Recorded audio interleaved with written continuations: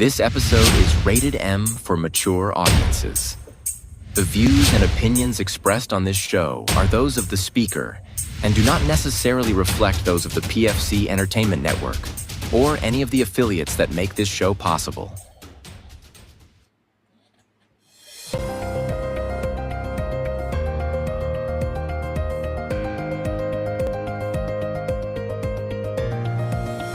This is the Pure Fury Creations Entertainment Network.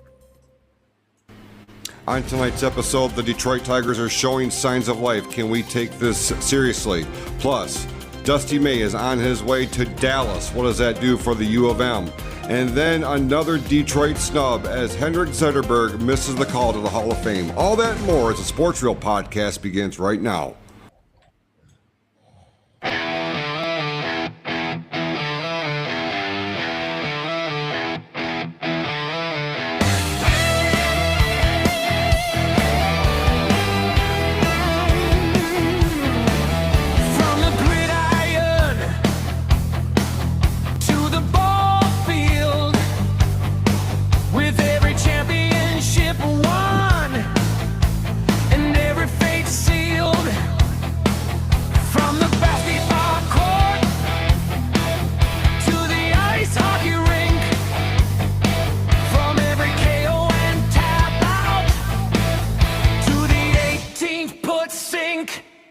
If it's in the headlines, on the first page or the last, it's fair game here on the Sports Reel podcast.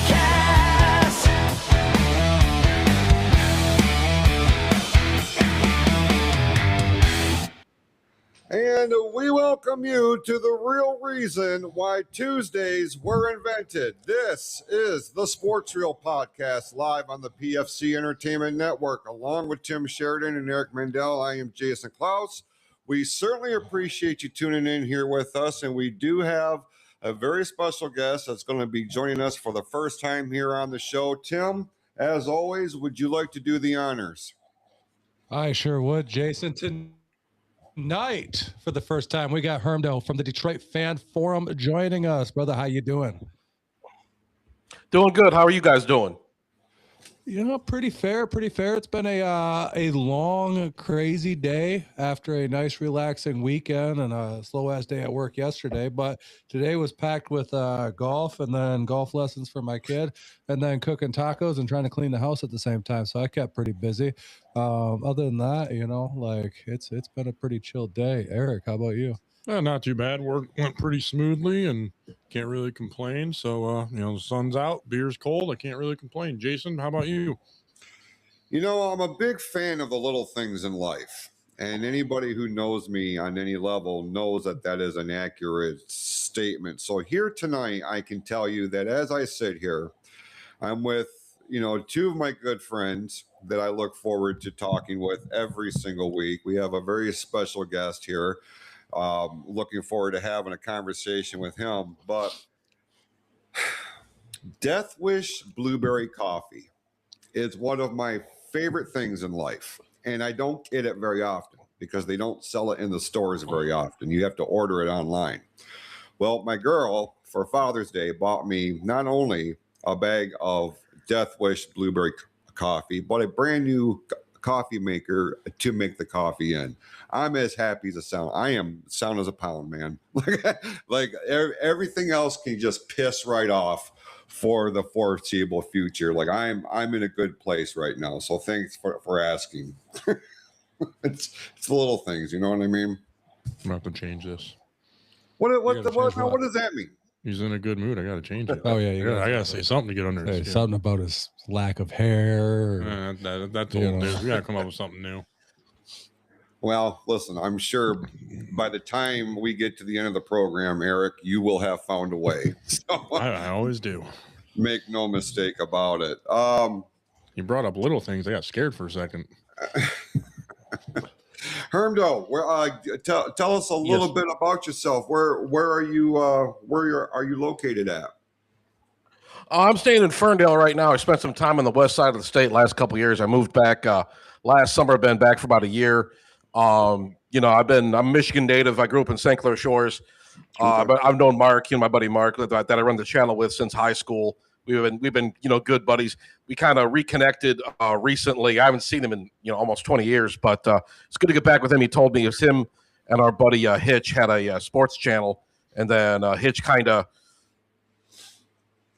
went MIA, and I decided to take his spot, and we've been doing pretty good. We've been making some good numbers. I mean, you guys seem like you're definitely a professional outfit. Me and Mark are just a couple of idiots messing around, but we have a lot of fun with it. We enjoy talking Detroit sports. It's basically just me complaining and him talking me off the ledge most of the time. But I think we got a good thing going here. So I've watched some of your guys' content. It's pretty good. I do enjoy it. So. Well, we do appreciate that, but isn't that just sports fandom to begin with? When you get a group of guys, you've got those who are like leaning towards the edge, ranting and raving, and cutting promos on organizations, franchises, management, all this, that, and the other thing, and then you got the other part of that group that kind of pulls you back. Let's look at it from this perspective. You got the yin to the yang. That's very much the dynamic on this program too, because make no mistake, when you talk about sports, especially here in Detroit, in the state of Michigan, there is more than enough ammunition to go off the rails. And while we're talking about that, let's start with the Detroit Tigers this week, gentlemen. By and large, it was a good week for the Tigers, and it's one of those weeks where you're like, man, I'm almost afraid to get excited about what I'm seeing. The week started out a little rocky, dropping the series to the Houston Astros Tuesday and Wednesday, both losses by the score of 4-2. They didn't play on Thursday, but man, they came out last weekend guns a-blazing against the Chicago White Sox, sweeping the White Sox. And then last night, a very good start with a 3-game set against the New York Yankees, who we're going to be seeing again this time next week as well. They do wrap this series up tomorrow on Wednesday, and then it will be the Houston Astros again. I don't know who made this part of the schedule, but man, oh man, it's kind of weird. It's been a while since they've just centered on two teams that's not a division rival. Houston for a 4-game set that will wrap up on Sunday, and then they will be going to the Bronx for a 3-game set beginning next Monday. It's hard to believe, gentlemen, but next Wednesday is the 1st of July. I mean, this is really starting to pick up here in terms of time and how fast the summer is starting to go here. Tim, a lot of optimism coming out of the latter part of last week with the Tigers. They did finish 4-2 with a 4-game winning streak. Are you excited about this? Are you like me? Are you afraid to be excited about this? What are you thinking here with the Tigers? Well, first off, I got to continue my positivity from last week because I was the only positive one on the show to say, yeah, I'm excited about the Tigers right now. But I do have to say one thing about the Tigers that, Jason, you got called out a little bit online with a post that you had me post out there. And even Scott called you out. And I'm sure he'll show up on here and call you out again. I'm going to address that at the end of the show. Okay. Because, listen, there was a group of us, and we all kind of we're going to explain. We're going to explain. Yeah, no, it's definitely, and I should have dug a little deeper before I posted it, but I was like, oh shit, and I was half drunk, so I went ahead and posted that. But we got called out. Who knows? I haven't pulled it off yet because it still may be fucking true because I've been anticipating that too, and I do know who you're talking about because there was a bunch of posts about it at the time. So I'll let you explain that when you get to it, since you're the main one in the video. But anyways, yeah, I am super excited about the team, the way they are right now, beating the Yankees. That's pretty positive. Anytime that you can beat New York, I'm pretty fucking happy with that because New York sucks. Nobody likes New York besides maybe Freddie. And we love Freddie. Freddie loves New York. We love Freddie. So but we still don't like New York. It's just not one of those things that we do here on this show.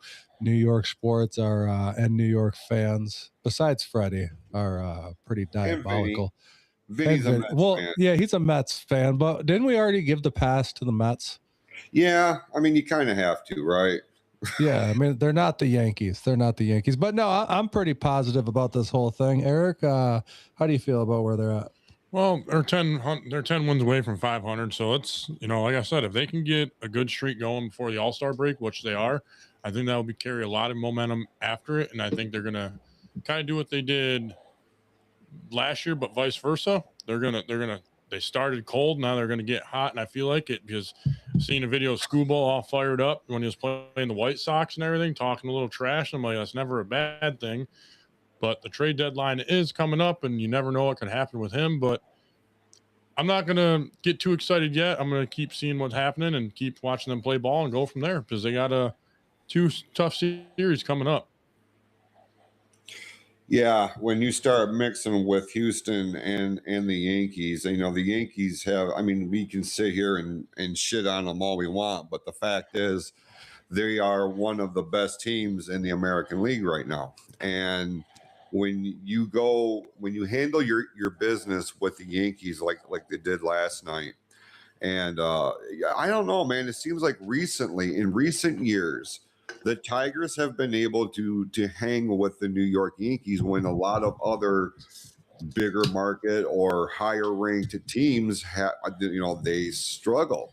Baltimore and Boston. Boston is what it is right now, but like in years previous, those were heavyweight bouts, man. Those were must-see games. Now it's getting to a point to where the Tigers are playing the Yankees. More and more people are paying attention, and like the ratings don't lie. The downloads and the streams and the views and this, that, and the other thing. Hermdo, where are you at with the Tigers here? Are you optimistic about what we're seeing right now? I don't. I mean, they're having a really good June, like a surprisingly good June. We started out sweeping the Rays, and I was like, "Oh, it's a fluke. It doesn't mean anything." And then, they put together a nice little streak. Their pitching has been absolutely sensational. You saw Framber Valdez outduel Garrett Cole last night. It was really incredible. And I was of the mind. I mean, the May was such a disaster. Obviously, horrible. They lost 21-25. I buried this team, and now we were talking about it with Mark because me and Mark were both of the opinion that they got to be sellers at the deadline. But you hear some speculation. I've seen some articles, seen some chatter here and there.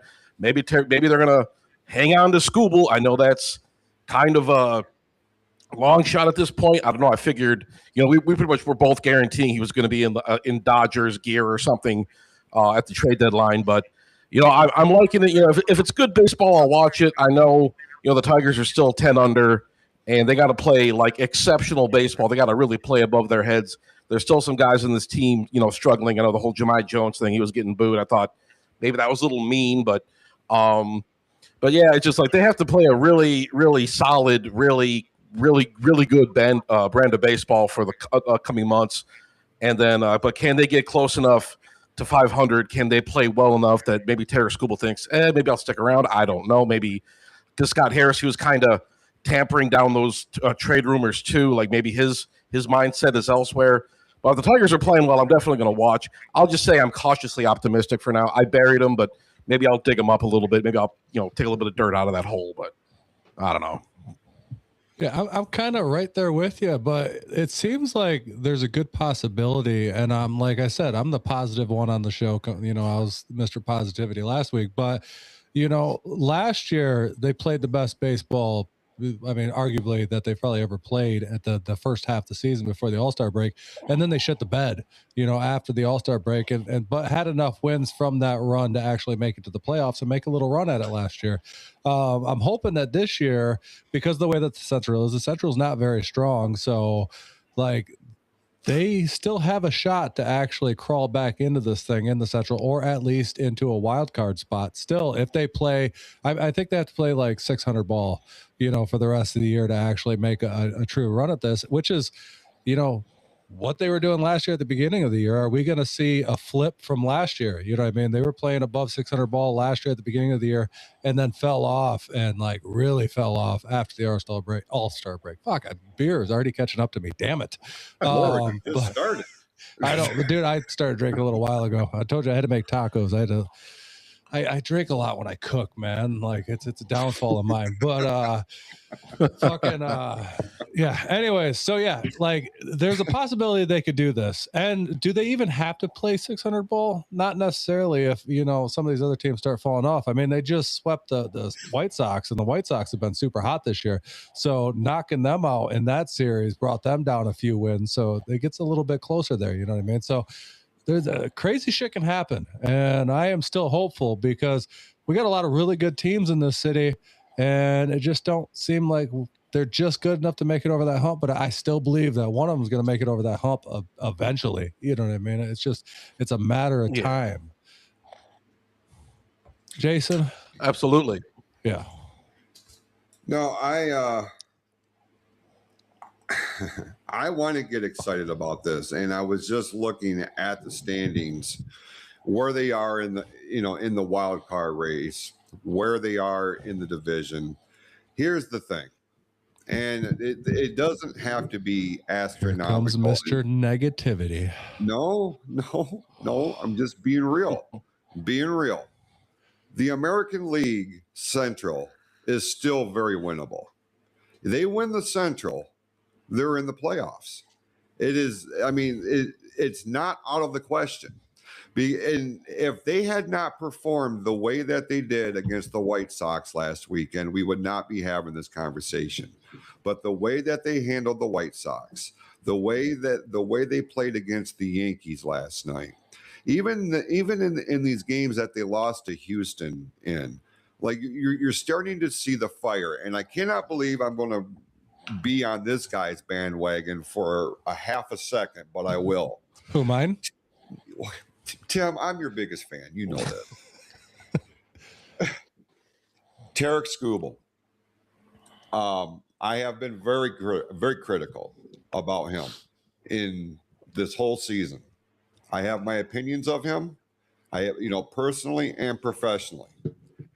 Well, seeing how fired up he was the other night, to the point to where he started shit talking to the Chicago White Sox bench, I'm like, this is one of two things. This is a show that he's putting on to demonstrate he's got some sort of fire in him for the team, which increases his individual value, because I'm sure he no doubt listened to our commentary about him and he doesn't want to be an asshole. Who does, right?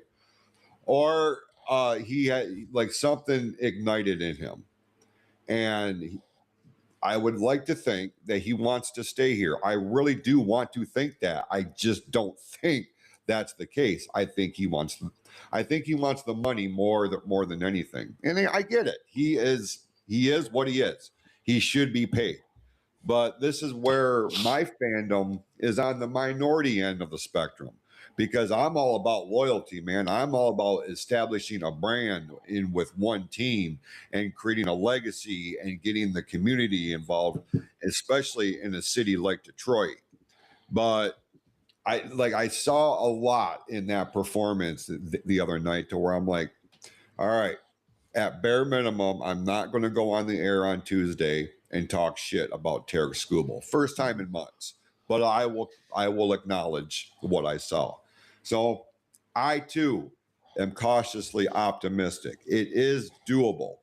But their wiggle room, there is no wiggle room. They can't be fucking around and letting their foot up off the gas. Now's not the time.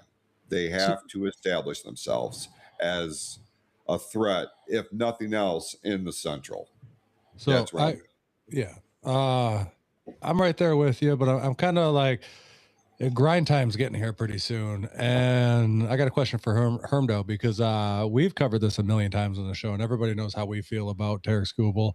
And I mean, is he the best pitcher in baseball? Sure, but we're not willing to, sign him for 10 years or whatever the fuck he wanted. You know what I mean? Like, that's a little ridiculous.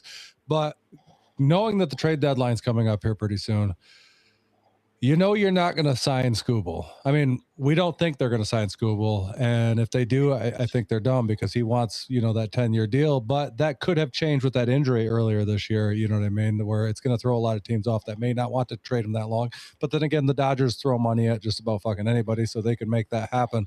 But do you think it's a miss on the part of the Tigers if they don't trade him? Because he's going to walk and we're not going to get anything from before Scooble at all. You know what I mean? We're just going to let him go. So it's right now you're 10 games below 500.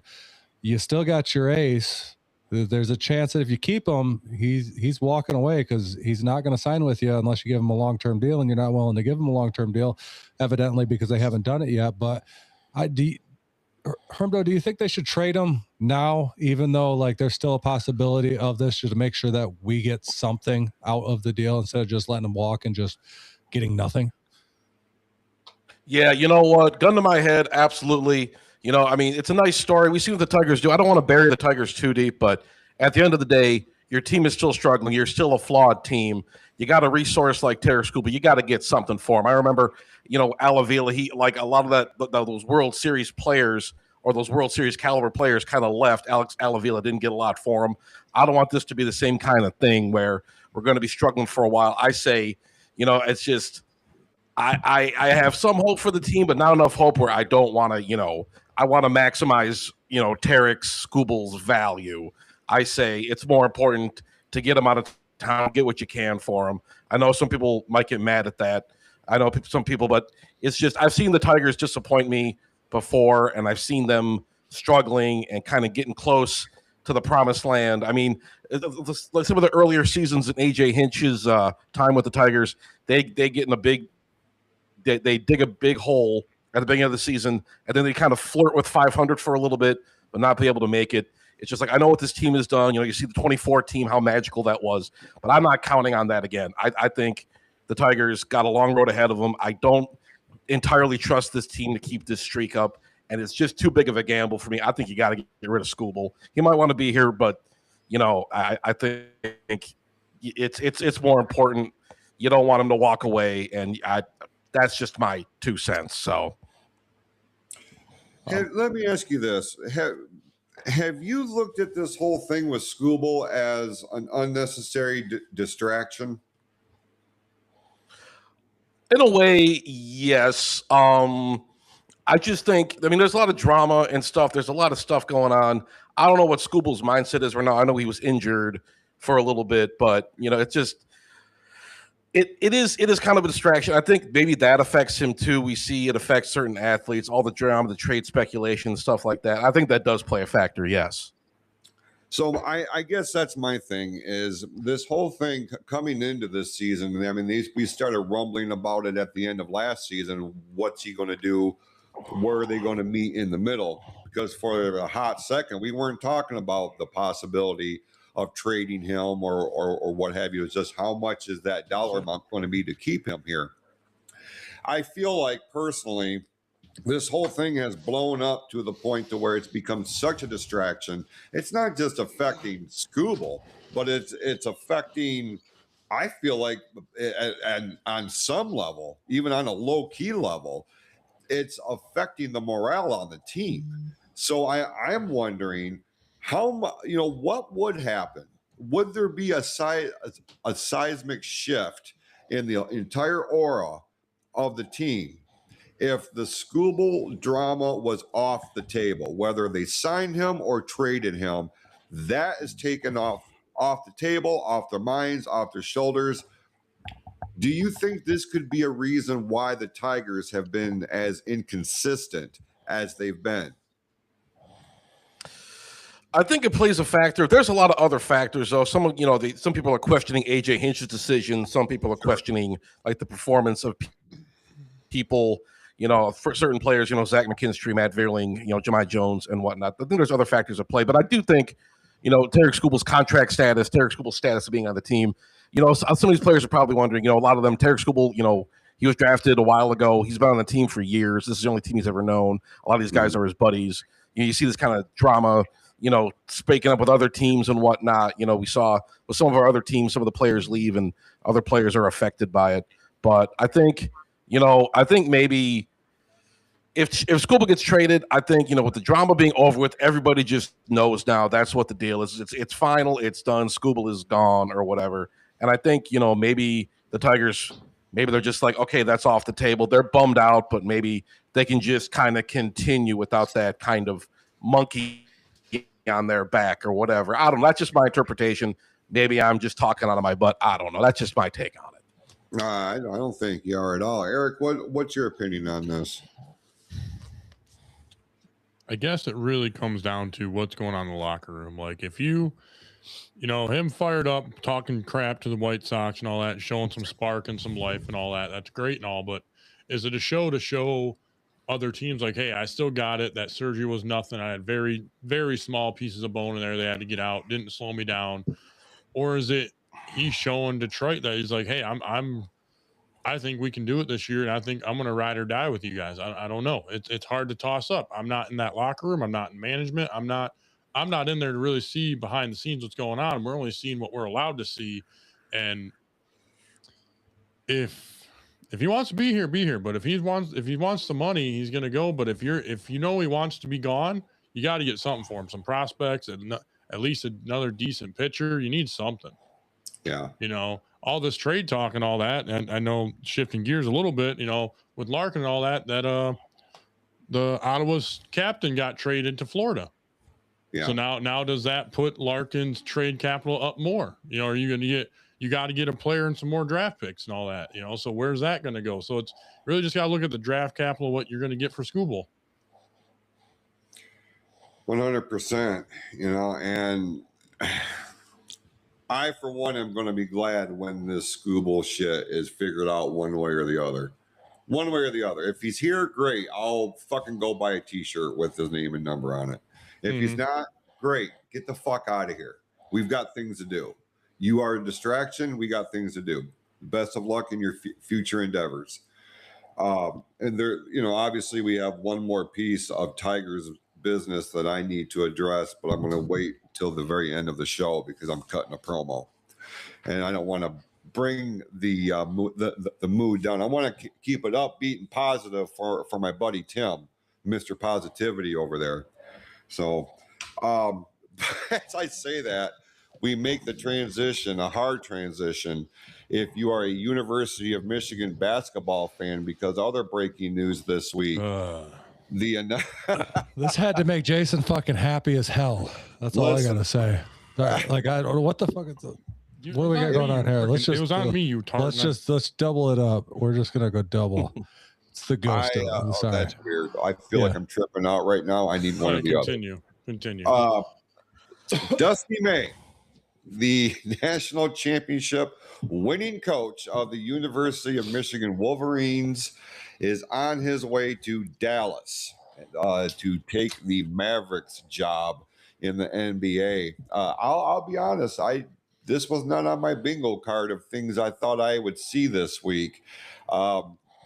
As much as I wanted to gloat, and there's a few people who are just obnoxious, diehard U of M fans, basketball fans specifically, I really wanted to shove this down their throat.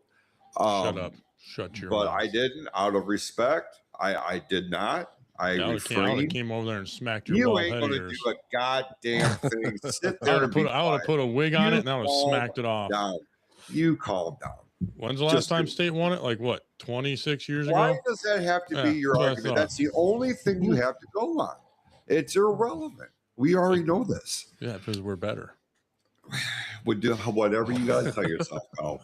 It's the truth. We won last year, duh. Dusty May is, well, you ain't going to win it this year. I can tell you that. You don't know that. Yeah, sure as hell no State ain't gonna win it because they suck. Well, I'm not the one out here, waving their flag right now. Drink your coffee. I mean, I'm just letting you get your shit out so I can set the table for you. Well, I'm ready to poop. Let's get that table set. Well, good. Dusty May is on his way to the Dallas Mavericks. What's your thoughts? Does Michigan have somebody on standby? They already hired their assistant coach, I believe. If you look on Facebook, I believe that is where they're going to do. and all that. So don't Hold check on. me on that. Before we say that, let's make sure. That's because you guys were fucking. Shit, hold on. Jason's got to cut a promo. Crazy. Jason's got to cut a promo before we jump the gun here. Well, that was you guys. You look it up first before we announce that. And in the meantime, let me ask this though. Yes. Let me ask this as Michigan fans. I hear the term Michigan man anytime the head football coach is open. That job is open. You got to have a Michigan man in that spot. Does that hold true with the basketball team too, or does it not matter as much? And I'm legitimately asking. I guess I've never really heard it for the basketball. And the last time we did have a Michigan man, Juwan Howard in there. Yeah, he had like 1 or 2 good seasons, and it just went downhill, and that's where Dusty May had to come clean it up. So I don't think it takes as much to Michigan basketball. Hey, you of course he's calling that out. Thanks, yeah, Jason. But why don't you call out? Why don't you bring up the one that Scott said about it right below that? Let's bring up what Scott said, because that's the damnedest truth. And Scott knows his shit. That's all I'm saying. But in the meantime, Hermdo, are you a Michigan fan or a State fan? I'm definitely. I lean towards Michigan, but I try not to be too much of a dick about it. But oh no, this show you have to be a dick about it because Jason's on here. So you got to keep these Spurs in line sometimes, though. Yeah. But What the fuck? Like, I literally do not say anything. These I asked. all my. Yeah. So, Hermdo, give us your thoughts on Dusty May leaving. Yes. I was bummed out. This came across my phone when I was at work the other day. I was having kind of a crappy day. I saw this. It was a real punch in the gut. And I'm like, you got to be kidding me. Because I know he inked a deal, if I'm not mistaken. But I figured this guy had bought in. He was going to be there for a long term. Like, oh, man. So this is really – it stinks. But, I still trust Michigan. I think they who they bring in. I'm looking it up right now. They got it's like Brown, I think. I can't. Boy, I'm not sure what his name is. The coaching search would be, but there's a rendering right there. Oh baby, but yeah, I'm disappointed in it. But the NBA money comes. You get to coach Cooper Flag. You get to be part of that Dallas Mavericks. You get that Mark Cuban money. So. Good luck to him, I guess. Thanks for the memories, but it's just I'm disappointed, but I guess you just gotta move on. It's just I'm used to disappointment being a fan of Detroit sports, so it is what it is. I'm right there with you. But Michigan names Mike Boynton. I'm so fucking horrible with names. Boynton Jr. Yep. Interim head coach after this. So he got named interim. So we don't know if that's going to be the exact hire, but my thoughts are right there. I mean, right now I was listening to Catching Up with Cody last night, and they were talking about, possible they just want to see a Detroit team win a championship in their lifetimes. And I'm like, no, you don't. No, you don't. Like, to be honest, because then we'd have nothing to hope for. You know what I mean? Disappointment is what we're used to. And if they actually win one, what the fuck are we going to hope for? We'll just be lost. We won't know what to say. You know what I mean? I'd rather just lose out all the time and just, keep hoping that we could win. No, that's a fucking lie. Like, I've seen championships and I want to get back to that because I'm an old ass man. But no, I'm right there with you, Dusty May. Like, but at the same time, but if you, I honestly, hold on, let me get my point across, and we'll go back to you here real quick. I think it was one of those things that coming right off of the national championship, his stock was so high that they're going to throw money at him to go to the NBA. And you're dumb not to go to the NBA. Now, unfortunately, most college coaches that transition to the NBA don't really succeed. Most of them tend to fail. So, I mean, I've been seeing a lot of stuff. Give him, maybe 2 years and he's back in college somewhere as an assistant coach. You know what I mean? It's a possibility. Shit always kind of turns out that way because the transition from college to the pros is a completely different world. Now, could he prove us all wrong? Sure. He came into Michigan and turned that program around pretty fucking quickly and won a national championship. So he does have that coaching ability. Now, do I say good for him for going off and getting into the NBA? Because that's everybody's goal anyways. You know what I mean? Like, you don't really want to be stuck in college forever when you can go up to the pros and play with that level of talent or coach that level of talent. But at the same time, like college with all these NIL deals and the money that they're throwing at these coaches and stuff like that, I'm not even sure because I haven't seen the the payout for him yet or what his contract is yet. I don't even know if he took a pay cut to go to the pros. I'm sure that he didn't. But I'm sure that he could have used that as a renegotiation to get an even higher contract with Michigan if he wanted to actually stay in Michigan. So I'm not really sure. I'm sad that he's leaving right off a national championship win because with most of that talent staying, like there was a good chance they could repeat in that. And I really hope that a lot of this talent stays because I know they're opening up that window for these athletes to be able to transfer, you know what I mean? If they want to, they're going to open up like a 5-day transfer portal window for these guys to get out because they lost that coach. 15 day. I think it was a 15 day. So yeah, we may lose some talent here. I hope that they don't. So, because I think the talent's there to go back to another national championship. But Eric, I know you have something to say on this. Well, if you heard Dusty May before, any other college job he was not going to be interested in. So Michigan was where he wanted to be. But he also said the NIL is ruining college sports, and that's like one of the big reasons probably why he left. Granted, yes, the NIL did help him win his national championship, but nowadays it's part of it. There's nothing you can do. I'm not trying to bash Jason here, even though as much as I love to. You look at Tom Izzo where he does the recruiting and he does his process and all that, and that's worked for him but the Spartans have been great for years. They're always a good basketball team. He has his thing, but you kind of got to come to terms with what's going on in the times of college athletics. Yeah, Dusty May did use the NIL and transfer portal to win a national championship. He still won one. It's part of the game now. There's nothing you can do about it. So instead of, hate on him, why don't you join him? Instead of beat him, join him. That's how you're going to win nowadays. But I think like he said, it's ruining college sports, and it truly is. You hear from other athletes and all that. I think that's why Dusty May really left to go to the NBA. Because at least, like I seen in the comments, you got contracts and all that keeps players there. You can play there 1 year, like, oh, I'm not getting enough touches. I'm going to go somewhere else where I can get the ball more. That's the problem with that transfer portal that they need to handle, where you can't just jump ship right away. So you bring up a good point here, and I got to ask Hermdell here, like, we've, especially last week, we got in a pretty deep discussion about NIL and what it's doing for not only college sports, but in the state of Michigan here for high school sports too, because it has, transitioned into high school sports. What are your thoughts on NIL? And do you think it's a good thing, a positive thing for these student athletes, or do you think it's going to hurt, college sports or even transition to high school sports now in Michigan in the long run? Personally, one thing I love about I love parity. I love giving everybody a shot. Indiana's title run in college football last year, that was so exciting and so fascinating for me because Indiana obviously and also ran a punching bag for God knows how long. But I just want to see some good. I just want to win, baby. I just want to win. And the thing is, when it comes from transitioning from the college to the pros, they had the old way of doing it before all that NIL money and stuff like that. How they did it for a long time, throughout my youth and what have you. But you hear a lot of these stories about these kids getting corrupted by it, and maybe these kids are getting corrupted even earlier now. That's a factor you got to think about. There's all sorts of different factors at play and whatnot. But personally, it's just I like giving everybody else a shot because for so long it just seemed like it was the same old teams winning, the same old blue blood teams.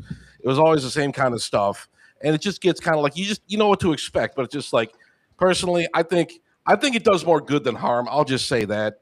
But I think you got to give an even chance to some other guys. Some of these also rans. I want to see them put together a good team. See them spend a little bit of money and whatnot. And let's have some fun here. Let's stir up the pot. Let's get away.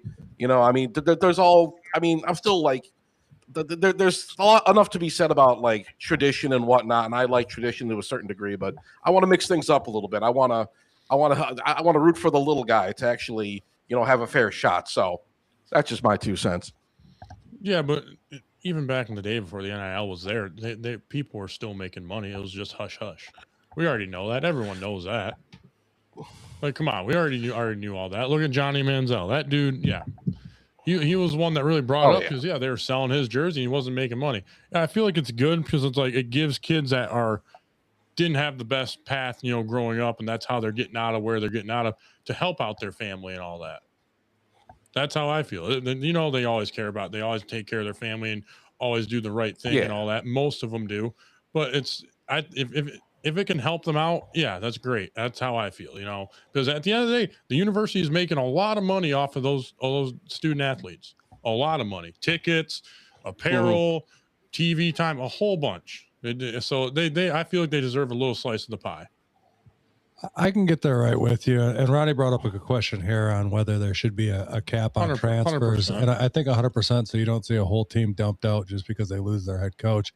But I'll also take that a step further. Like, I am 100% behind NIL deals in its whole, because colleges for years have been ripping off these athletes, been using their name and image and likeness in order to make money off these guys without giving them anything. But there's also another aspect to this where there's profit sharing from these colleges. And that's how some of these larger colleges like Alabama, colleges like that have a huge following with, any Alabama gear sells like crazy because there's a lot of, teams or a lot of fans involved with that, or Michigan, these bigger colleges sell more merchandise so they can offer more money in, revenue sharing pretty much to these athletes, assign them to these contracts, where some of these smaller colleges cannot do that. You know what I mean? So it kind of takes the, chance that maybe, when you're talking basketball, we got Oakland, that True.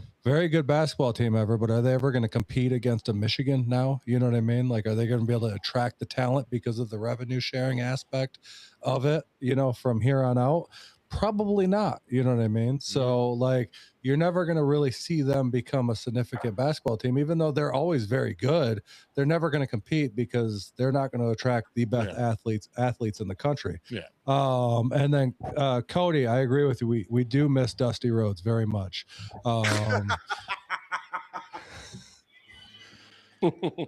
We do. Like, it was sad when he passed, and I still miss him to this day.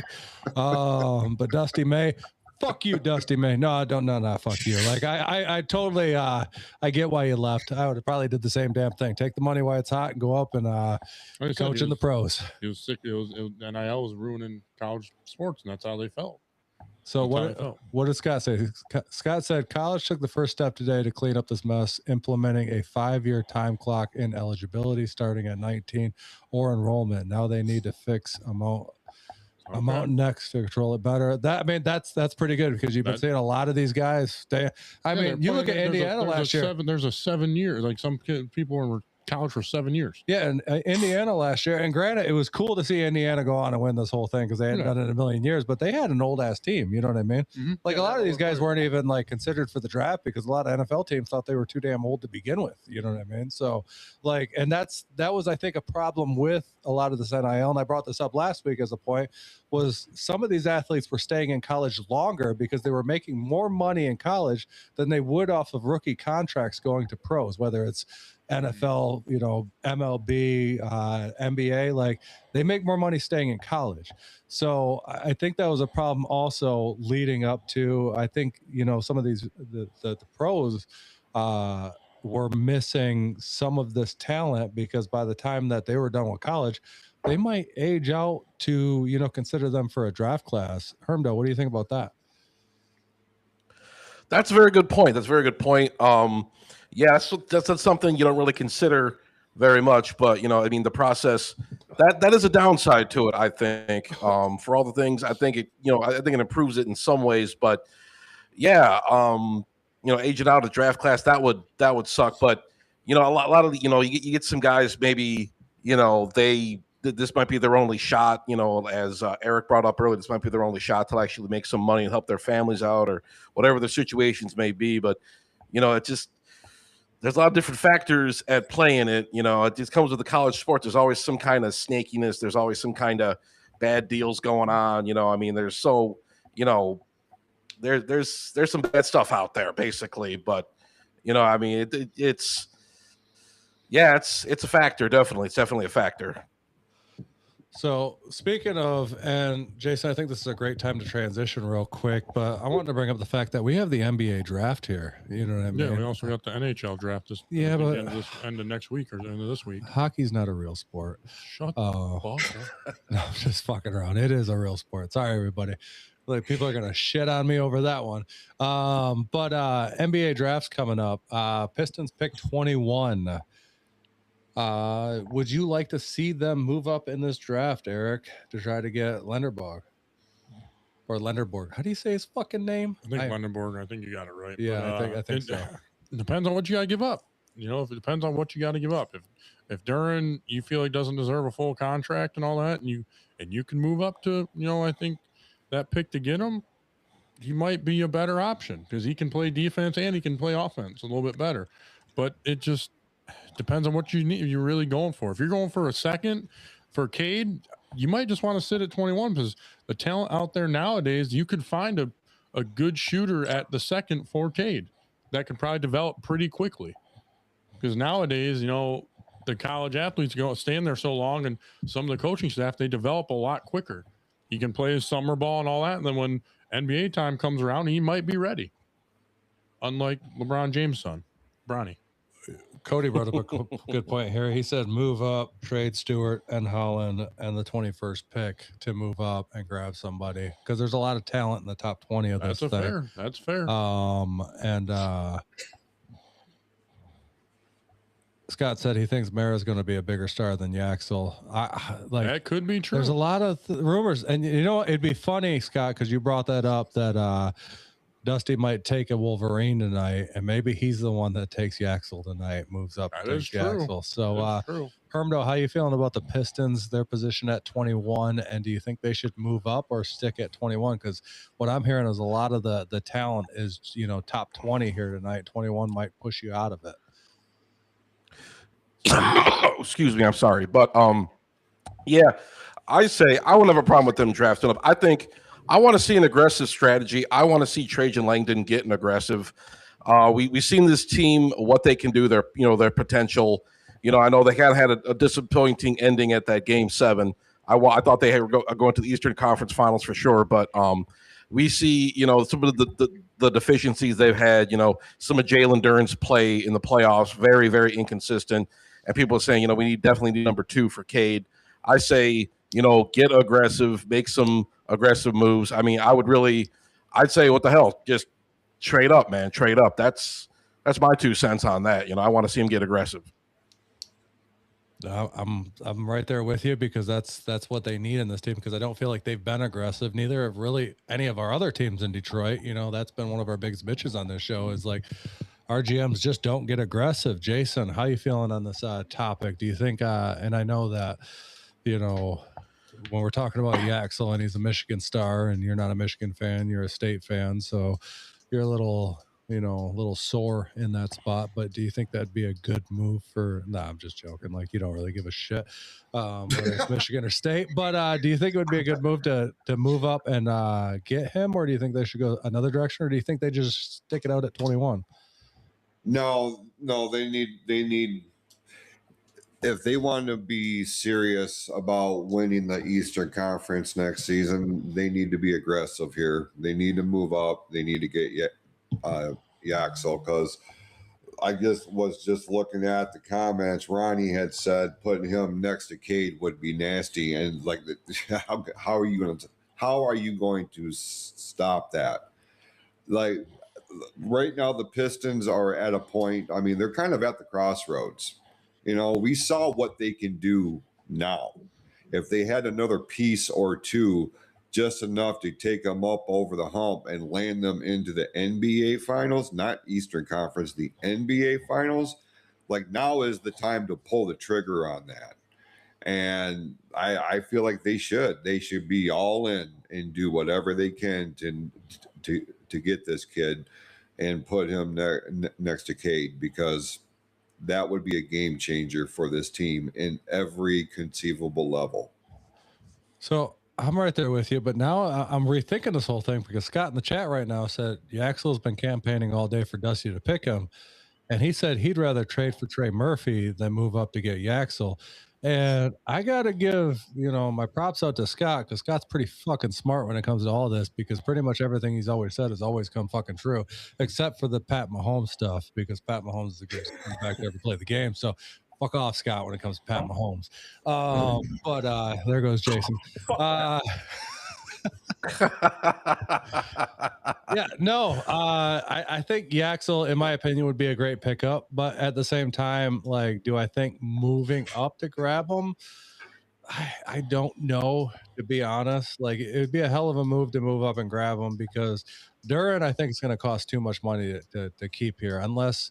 I mean, Scott's brought this up before in the past that he doesn't think anybody's going to pay Duran the money that, a max contract. So if you could keep Duran at a decent price, but Duran kind of, he slipped in the playoffs a little bit. We didn't see that playoff performance out of him, so that could have ruined his possibility of getting a max contract, whether it's with us or somebody else. So maybe you can sign him a little bit cheaper and bring in another piece, and maybe it's not Yaxel, you know what I mean? But we do need a shooter. But the one thing I like about Yaxel is his grit.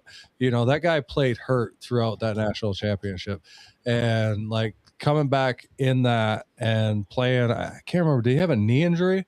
I think so. He had something going on, and he still played through, and he played phenomenal. You know what I mean? And that's the type of player that I want to see on the team, that's going to stick up for his team and fight to win. You know what I mean? I don't like soft players. That's why I've never been a fan of LeBron. I've always been a Jordan fan. You know what I mean? But that's my era. That doesn't make sense at all. Shut the fuck up. Patrick Mahomes is soft as fucking tissues. Patrick Mahomes is one of the toughest players to ever play the game. Definitely not. That guy's a beast. But Hermdale, like, where the fuck was I going with it? You threw me off, motherfucker. Like, you just threw me right off my game. I don't even know where I'm at now. So fuck. Jason, I'm lost. He just threw me right off my game. I think we were talking about Jalen Duran or Yaxel. Yes. Yeah, Jalen Duran. Like, would you sign Duran to a max contract? Or do you think they should try to get him cheaper, or, do something with him? Or, I mean, you got to kind of re-sign him to trade him if you want to, I'd imagine. So, like, what would you do with Duran at this point in time, especially with his performance in the playoffs? I'm not giving him a max contract. I don't want to tie that much money up into him. I mean, maybe people think I'm being paranoid or whatnot. I've seen these kind of takes floating around here. I'm sorry, Jalen, but you were just – some of his performances in the playoffs, against the Magic, against the Cavs, he just disappeared, and it really did bother me. And I'm like, please don't tie up over $40 million into this guy. Work some other deal out. I heard some speculation with the Lakers and whatnot. Maybe they could move him or whatnot. But, I mean, I don't trust him. I don't trust him. I love Jalen Duran. When Cade went down, Jalen stepped up. He was scoring like 26 a night. He was on fire. He got this. He propelled that team forward. They didn't miss a step thanks to Jalen Duran. But I'm sorry, man. The regular season, the playoffs, I value the playoffs. I need strong performances in the playoffs, and I don't trust him enough to give him that much money. That's just my 2 cents. I'm right there with you. Like, I don't think he's worth the money to pay for that max contract. I think they should hold out, do something with them, or figure out something. Scott brought up the Pistons. We'll just wait and pay whatever someone offers Duran, and no way anyone offers a max. I'm right there with you, especially after the playoff appearance, or the playoff, how he did in the playoffs, Scott. Like, you still got me all riled up, Eric. I can't fucking talk. Like, because you understand the truth. Patrick Mahomes, shut the fuck up, man. Like, fuck. He sucks. He's week 3. You son of a bitch. I didn't do anything. Week 3. Other ACL's going to be torn. He's going to be down. Son of a bitch. And you're going to take him in your fantasy league, and I'm going to laugh in your face. You know what? Let's talk a little fantasy here pretty soon. No, we're not. We're going to have a draft coming out. We have other stuff to talk about. Sorry. Shut up. We're going to fuck, son of a bitch. But let's talk a little bit. I heard that the amount of teams that I'm waiting to see where this goes. Eric, I don't know what you're trying to say. Son of a bitch. The best cat dad ever, dude. Red Wings, trade talk. Jason, lead it. Okay. No, it wasn't the trade talk that I was going into. I want to know why the fuck Henrik Zetterberg is not going in the goddamn Hall of Fame this year. And there is, dude, I thought, sure, that this was going to be the year Zetterberg was going in. And Okay, so okay, go ahead. yeah, man, like I'm looking at the list of inductees that are going in here, and look, all due respect to each and every one of them, but you're going to sit there and tell me that Zetterberg is not worthy of a Hall of Fame nod? And look, people, Eric, we've talked about this time and time and time again. Would we be having this conversation if he had worn a different jersey? And why is it? Is there a perceived prejudice against athletes that were based or synonymous with Detroit? I mean, we're still waiting for Lou Whitaker to get in. You know what I'm saying? And he posted better numbers than half of the people that played in his position that are sitting in Cooperstown right now. And now we're starting to see this same bullshit with the Detroit Red Wings. And I don't know. I felt like this was nothing short of a snub, and I'm not happy about it. Well, I think they only inducted, I think, 6 players, if I'm correct. It's not even all players. A couple of them are executives. Yeah, but okay, so like, what you gotta get the numbers up. Like, why only 6 a year? That's ridiculous. Like, it's how big the league is. Like, come on, why aren't you at least putting 10 in a year? Like, the NFL puts in quite a few, but I get Zetterberg, deserves it and all that, but honestly, I think Datsuk earned it more because you see more Datsuk highlights and everything he did and all as a player and all the players talking about him. It's like, don't get me wrong, Zetterberg was a great player, phenomenal captain and all that, and led the team and all that stuff, but I don't think he was a captain long enough for him to really get that recognition because he took over after Lindstrom left, and then he was only there. I think he was only captain 5 years, 6 years. So yeah, and Zetterberg or Eisman and Lindstrom are in it, and they led the team for a while, and they were with us for a while. But I think Datsuk's getting snuffed even more because you hear all the players talk about him, and they call him the Magic Man, all the stuff he did on the ice, and Brett Hall talked about him. Brett Hall, one of the greatest to ever do it. And you're telling me that guy doesn't deserve to get in? So, yeah, whatever they're doing to induct, players into that Hall of Fame, they need to really look at it and, add the numbers or really think about what you're doing and who you're adding every year because you have not seen a player like Datsuk since that it can just handle the puck like he can. No, that's fair. That's a fair. Well, but it is. But Zetterberg is still getting snuffed too, and that's bullshit. But I think Datsuk deserves it more, in my opinion. I can respect that for sure. They didn't call him the professor or the Magic Man for no reason. Yeah, and everyone said the stuff he could do on the ice was just incredible. And I really think about it watching him play. I'm like, yeah, you don't see people do what he did at the size he could. And that's the crazy thing. The other crazy thing that came across my radar, hockey related, Hermdal, we'll get your opinion in just one moment, but I want to tie this in too. We sat here last week, the week before last, and probably the week before that too, and question, how much money are the Illichits going to invest into these teams, whether it be the Tigers or the Red Wings, specifically here, the Red Wings. And then the news comes out today or this week, actually, not today, the other day, Illich Holdings is now a significant investor in the new PWHL franchise and league that is setting up a team in Detroit. And it's like, well, you can invest all these millions of dollars into this new women's hockey league, but you're not going to put some of that towards building the teams that you have now. And it was a source of contention among hockey fans in and around the area. What's your takeaway here on this aspect, Eric? Hold on, I real quick. I have to tell you what Eric's takeaway is on it because Eric is a chauvinist. He's a women hater. He says women can't play sports. And the last thing you posted blew up and it was a lie. So you better shut up, best cat dad ever. Hold on, let's actually get Eric's actual opinion from this First off, I want to apologize, everybody. I don't know if I was stroking out there a minute ago, but I totally lost my complete train of thought throughout the whole thing. I had to walk away for 2 minutes Scott. to be able to clear my fucking brain. I don't want to bring up what caused me to lose my train of thought there, Eric. You But realize Patrick Mahomes shut is a the bitch. fuck up. You're gonna make me do it again. Okay, you're gonna make me do it again. Just knock it the fuck off. Give Jason your His thoughts. fluffy hair it's done. It's done. He looks like a woman. So yeah. But there he goes. His women hating already. No, I think it's Like, great. I think go it's on. great. I think it's great. Yes, it's a double-edged sword. I think it's great that he's investing in something new and something different, and that can bring in more athletes and more revenue for cities and all that. But also, how about you take care of what your dad built? How about you take care of those legacies and get us back on top where we need to be? You know, the Tigers and Red Wings have been down quite for a while. How about you start, I don't know if you got to hold on the GMs or not. I don't know if the GMs want to pull the trigger on things.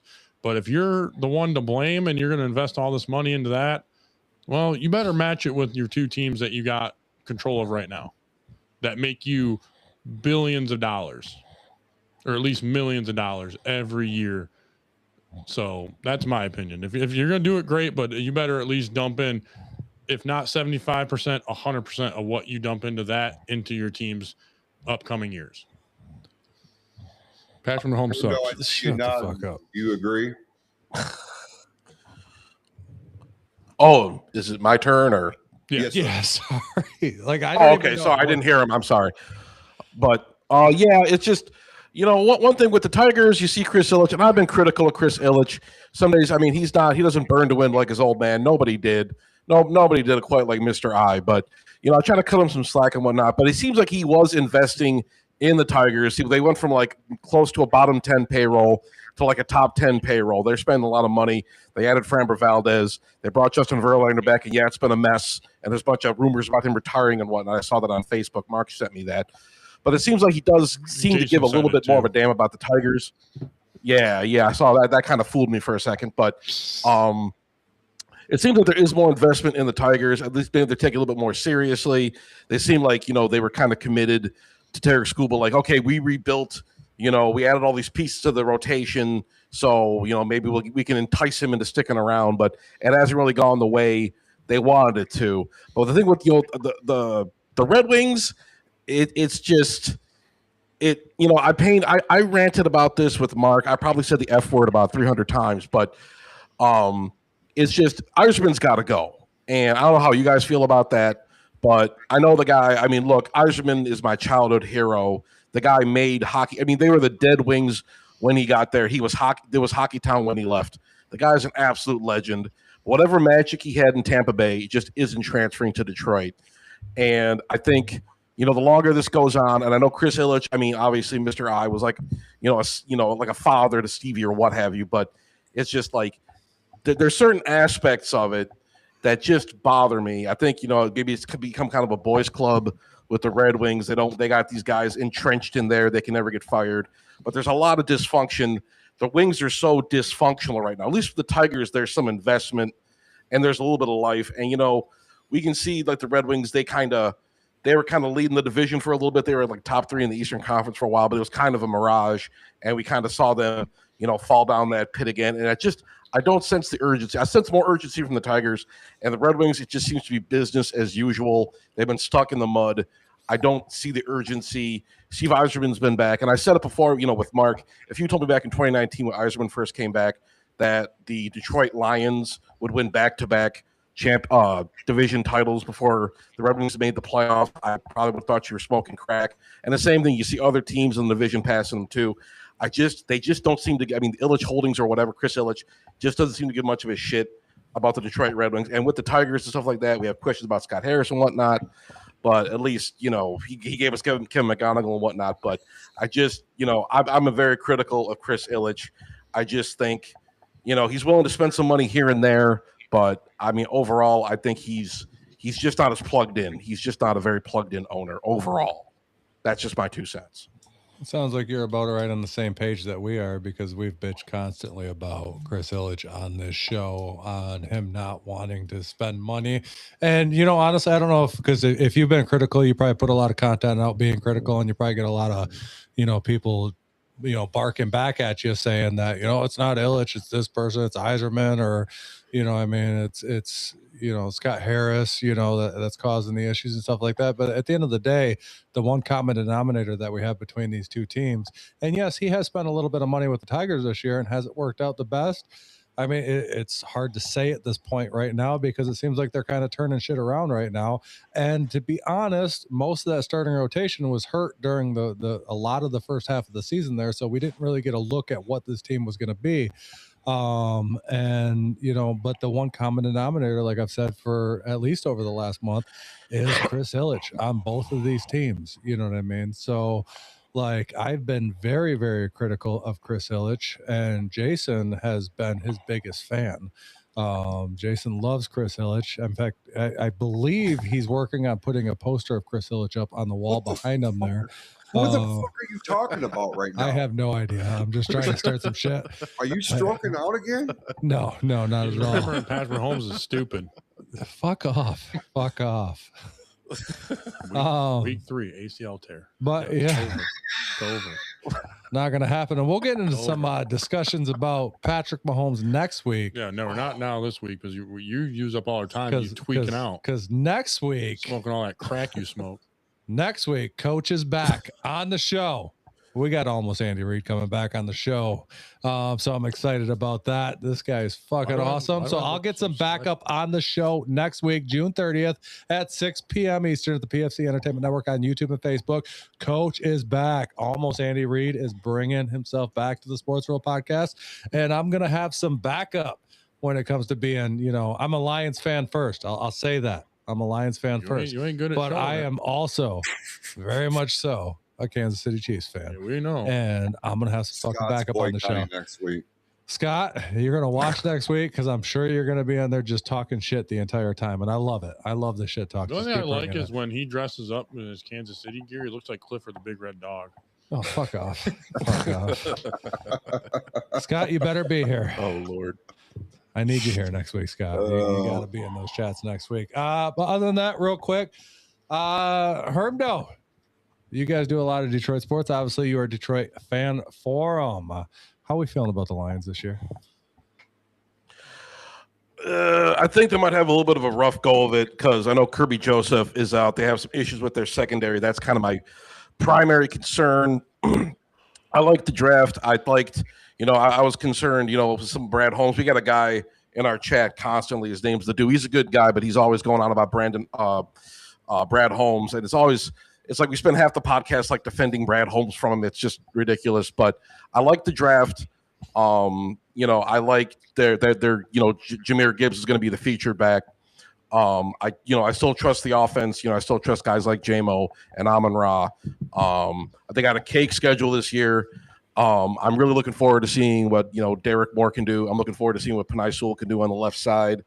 See what Blake Miller can do as well. I'm looking forward to seeing how Drew Pitzing handles, the running backs and the tight ends, kind of running those schemes. What Mike Kafka can bring as well. I think they'll have a pretty good year. I pegged them at about 11, 12 wins. They might be a little slow out of the gate with some of the lingering issues, but I think they'll put it together. I think they'll have a real good. I think they'll have a decent season, kind of a bounce back season. I don't know if I'm ready to give them the division this year, but I think they'll be decent this year. Yes. Yeah, I'm right there with you. I'm excited about this year. I don't know, Kirby, like you said, Kirby is kind of up in the air right now. We don't know what he's going to be. And while we're at it right now, we are giving away a autographed Kirby Joseph mini helmet on the show as soon as we hit 1,500 followers on TikTok. So please hit that follow. We'll be giving away that mini helmet. It's right there in the center of the screen. But with him being out, that secondary is a little soft. I still question Terrion Arnold, with his issues, not really injury related, but he has some behavioral issues that he really needs to get in check. And I don't know if they addressed that secondary enough in the draft to be able to I'm sure Scott said something here that, yeah, thanks, Scott.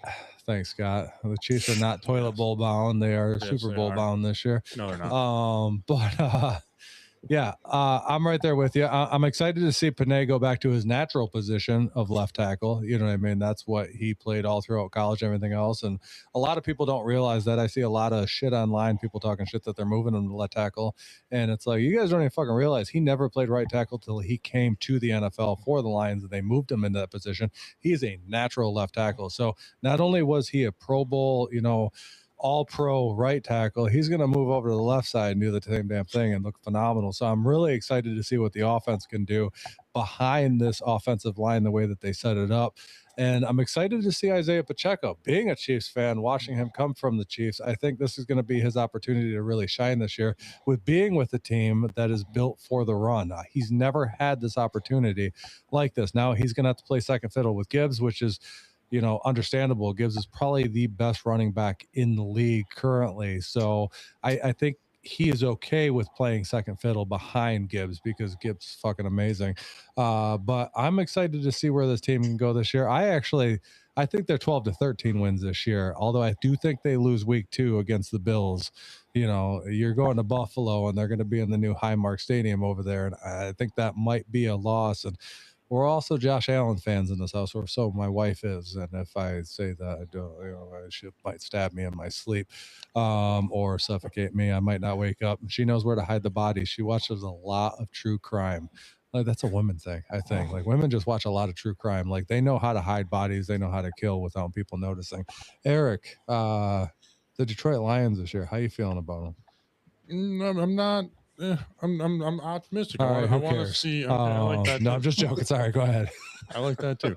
I'm just waiting to see it. We're in the middle of OTAs. You got preseason. I'm gonna really see, because unfortunately injuries can happen in preseason. Injuries can happen in practice coming up to the beginning of the season. With how they look, I think they could win the division this year. I really do. But we will see how that goes. I think the Bears are going to take a step back. Packers, I don't think are going to be as ready as they are, and the Vikings. The sleeper in the division is going to be the Vikings, because you never know what can happen with Kyler Murray getting his second win, his second chance in Minnesota. He could bounce back. So, but I think the Lions have the best chance to win the division this year. And I think that's where I'm at. I'm just going to leave it. I think they're going to win the division this year. Scott, I fucking love you. He said, can we get a jar and make Tim put $1 in it every time it reminds us Pacheco came from the Chiefs? We don't care about his past. We care if he produces an Lions jersey. Fucking love you. Yeah, I'm going to get a jar for next week. And yeah, we're doing that. Buy me a new fucking house. How many times he fucking brings it up. Damn it. Jason, we're getting close to the top of the hour. I know you have to cut a huge promo. So yeah. Unless Hermdo, you have anything else to add on the Lions before we move on to my golf segment? No, I'm all set. You guys go ahead. All right. Jason, hit my It's that time of the show. It'll be sweet and short. Here's Tim Sheridan with the 2-man don't score. I give up my, at least 15 seconds of my 2 minutes every time we play that song, but I'm okay with it. This past weekend, we had the U.S. Open with the win coming from Wyndham Clark, which was actually pretty interesting because Wyndham gets a lot of hate. So there was a lot of fans that were pretty excited every time he had a bot shot or, a ball rolled back off the green and back down into the fairway. Like it was pretty crazy watching the fans just not support this guy. And I think it's a little bit misunderstood. He had a bad, I think it was at the US Open last year that after, he had a rough go. He went in and trashed the locker room, so I can kind of understand why people feel a little, because golf is kind of I'd say a gentleman's sport, unlike Eric. He wouldn't really understand that. He just took a page out of Patrick Mahomes' book acting like a baby. Oh, fuck off. But anyways, Wyndham Clark went bell to bell on this thing. He was leading on Thursday, and he won this thing on It's just fuck. You're gonna make me stroke out again and lose my train of thought. Wyndham Clark led this thing. Hermdo, real quick before I go into the rest of this, do you watch golf at all? Your 2 minutes has been up a while. I do not. I'm sorry. I'm sorry. I just ruined your show. I'm sorry. No. Like, we've only ever had one other show on real quick that I could actually talk golf with. And that's why I think I'm gonna be a guest, not a show. What's that? You said we had another show on, not a guest. Well, we had another guest that had their own show that was on. We had It's Monday y'all on, and they could talk golf with me. Like, that's the only time we've ever had anybody on that could actually talk golf with me. You're gonna make me fucking every time you bring up Patrick Mahomes, I start fucking stroking out, you son of a bitch. I'm fucking thrown off today. Anyway, second place we had Sam Burns, which actually he kept this thing pretty interesting right up to the end there. He was 3 under, so he was only a stroke back, so he came back into this thing pretty hot. And I kind of thinking about maybe putting some money on him for the Travelers coming up this week, because it's plus 2,500 for Sam Burns, and he looked pretty good this week. So, Eric, if you're going to bet golf, maybe think about throwing a little bit of money at Sam Burns. Throw $1 at it, see what happens. And then we had Kim in third. We had a 3-way tie in fourth with Mitchell Scheffler, which Scheffler stayed in this thing throughout this week. And Scheffler's missing something right now, and I'm not really sure what it is, but he has not been able to actually pull off a win since the beginning of the season, but he's been in all of this. I just don't think the accuracy has 100% been there. But also tied for fourth, we had Poston. We had Stevens, Hatton, and Woodland. Gary Woodland's been hot this year. He finished, they finished 7th along with Neiman. And that was your U.S. Open. This week we have the Travelers Championship coming up. It looks like Eric's looking up something. He might bet some money here real quick. He might take my advice and put some money on Burns. But with the Travelers Championship coming up, I don't think Rory's playing in this thing. He could, but everything I'm reading right now, Rory might sit out of this thing. Scheffler is, picked as the favorite to win this thing, but like I said, Scheffler is kind of missing something right now. The accuracy is not there currently, but that was the U.S. Open and Tim's 2 minutes golf report, brought to you by the PFC Entertainment Network and the Sports World Podcast. Yes, Jason, I know you have something very special. We have to make some amends. Before I get into that, Hermdo, why don't you let our people know where they can find you at? Oh, we are at Detroit Fan Forum on YouTube. We're climbing. We're getting close to 500. So, I mean, if you like our stuff, please consider subscribing. We have a couple streams a week. I try adding extra videos when I can. If I could carve out some time, just more stuff of me just complaining, but me and Mark try to stream twice a week, usually on Sundays and Wednesdays, just discussing various Detroit sports topics, whatnot. We have pretty lively chat. We have some good discussions. I like to think we're both natural-born entertainers. But, Detroit Fan Forum on YouTube. We're also on TikTok, and we are also on Twitter, even though we're not really active on Twitter lately because Twitter is very scary. People are very mean. So you can check us out on YouTube, watch us there. Cool. And But that's where you can find us on YouTube, Detroit Fan Forum. Please subscribe. Thank you so much. Yeah, reach out to these guys. I've been following your stuff for a while now, and I dig your guys' content. So I will, every video I put out this week, especially on TikTok and stuff like that, because you guys are going to be tagged in a lot of shit this week coming up, because I put a lot of shorts out. Hit that subscribe for these guys too. They are fucking phenomenal, and I enjoy all their content. All right, and real quick, let me make mention, if you haven't done so already, check out the online store, pfcsportsreel.printify.me, the official website or online store for all things Sports Reel podcast and ball game. We launched a new line of ball game merchandise. Vinny is just over the moon about that shit too. I don't mind telling you. All right, now hot take, Jason. Can I just say something real quick? Go right ahead. Okay. So we put a post out yesterday, I believe it was, and I'll let you tell them what the post is, but I get a video message from Jason, which sometimes I do when it relates to baseball, and I just went ahead real quick and edited it. I might have been drinking a little bit. Usually I do a little bit deeper dive into it to make sure that it's 100% legit. But I had been drinking a little bit, and yeah, I went ahead and edited this thing and put it out. So I'll let Jason lead it out from here, but usually not something that I do. But Jason, go ahead. First of all, there's two parts to this. First and foremost, allow me to apologize for jumping the gun, for getting wrapped up in bullshit journalism, and in turn has compromised on some level the show's integrity, my co-host integrity, and that's not something that I fuck with. Now, what we're alluding to is the video that came out that we put out that suggested that Justin Verlander was announcing his retirement. And this comes because yesterday afternoon, my phone started blowing up. And they're like, is this true? Is this true? And now I have corresponded with some content creators around the state, in Ohio and one in Indiana. And all of us were picking up this news that Verlander was indeed retiring. And like a graphic had gone out. At one point, there was what looked to be a screenshot of a tweet from the Detroit Tigers.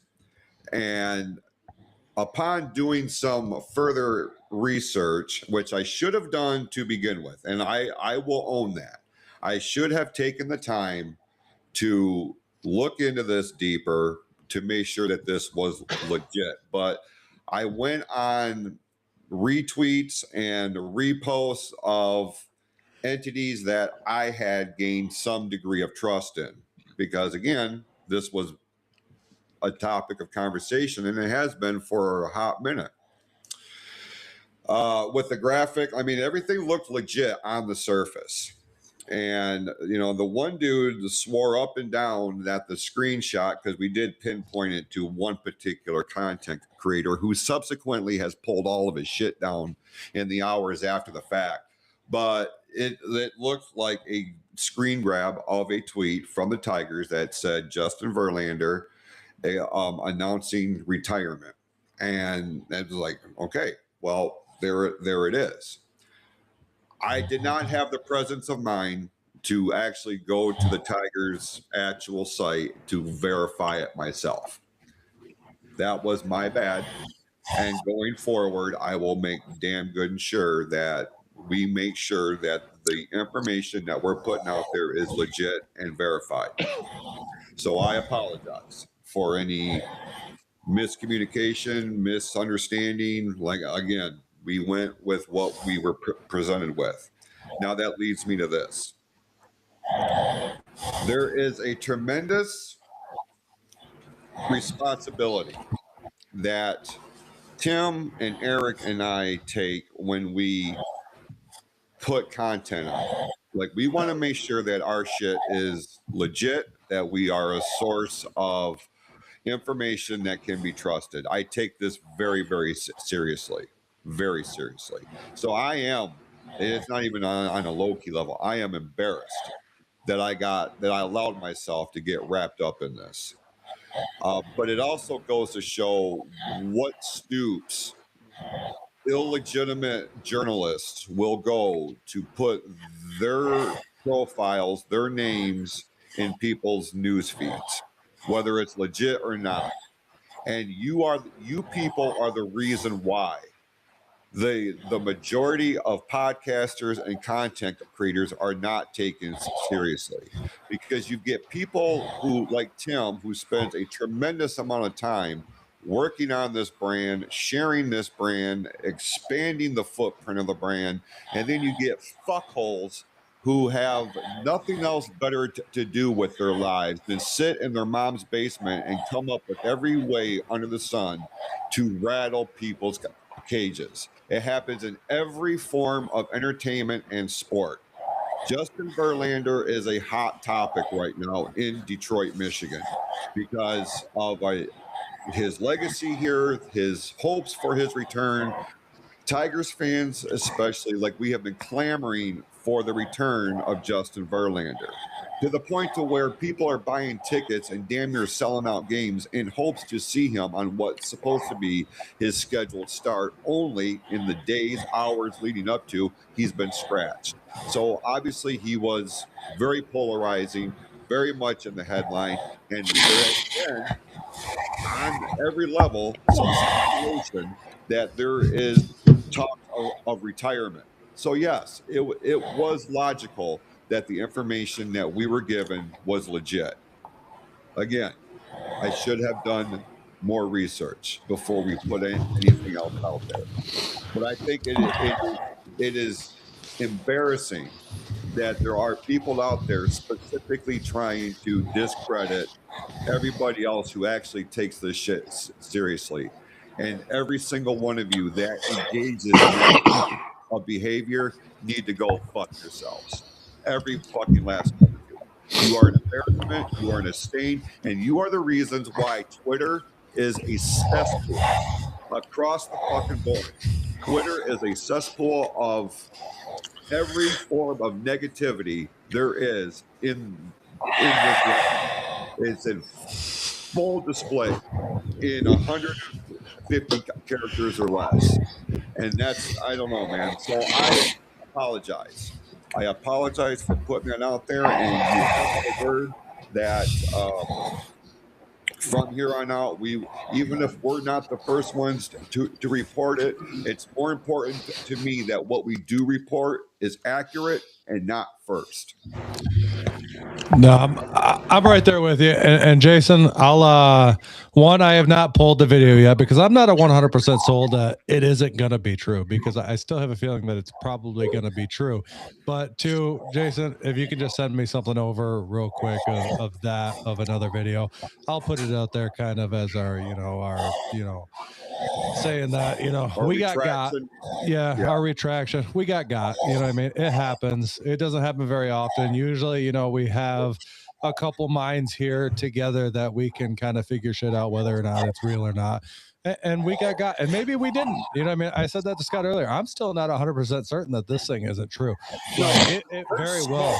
There's smoke right now around Verlander. Yeah, there's always a little bit of truth in everything that gets put out. So maybe it wasn't as soon as yesterday, but I still have a feeling that this thing is coming. And that thing, Jason, when you get a chance to shoot that thing over to me, I'll put out, and we'll have a little bit of a retraction online there, which is cool. But I'm not going to pull the original video. Like I said, we got. I accept it. You know what I mean? It happens. I don't even know. It might be the first time that we got. It's probably not going to be the last time that we got. But we'll put out a retraction and we'll stand behind it. And chances are this fucking thing's going to be true anyways, to be honest with you. Right. If he doesn't come back from this, and he gets injured again, his time's probably done. I mean, he's 73 years old. We love him, but he is up there. And Cody said AJ De Basta. I'm horrible with fucking names, Cody. Don't hit me with these fucking crazy names.